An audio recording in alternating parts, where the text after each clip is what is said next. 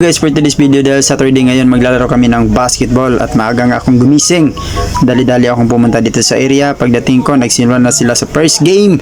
So bago tayo pumasok sa court, fix muna natin yung sarili natin para maging angas pero atik-atik lang good.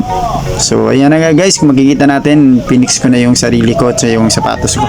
Ito pala yung sapatos ko, mabibili lang ito sa guys, dun sa palengke, yung nagbibenta ng mga isda guys, na marami dun guys.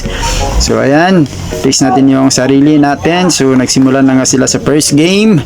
At bago tayo pumasok sa court, fix din natin yung mukha natin para gwapo ba, pero di good.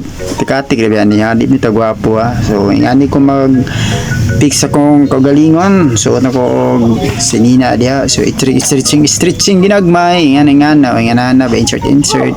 Ingana raw mag stretching basic lang good, mga tik-atik rin gyapon ning mga stretching ba. Para ignon bitaw nga kabalutan modula, pero dili ko na ingana ko no piko-piko sa tiil. Pero wala gud na ba atik-atik rin guna, atik-atik rin tan nako. Kaya mo ba nga master kay kumudula, pero atik-atik lang.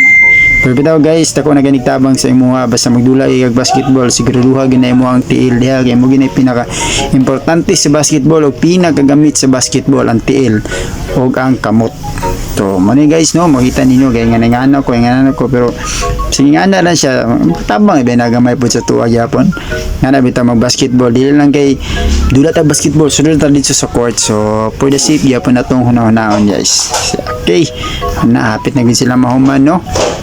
Minaong sundan ni modula, bro. Ang panahon karon guys, lain gyud panahon guys, okay murag ulan-ulan ba, pero dula gyapon ta kay ball is life man ta.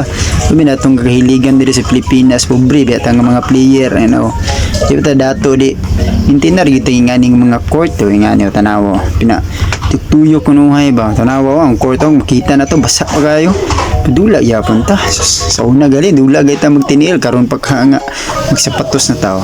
Okay, hapit na gid sila mahuman ta makita nato nara last ball game na ni o daghang salamat sa inyong pagtanaw sa akong video.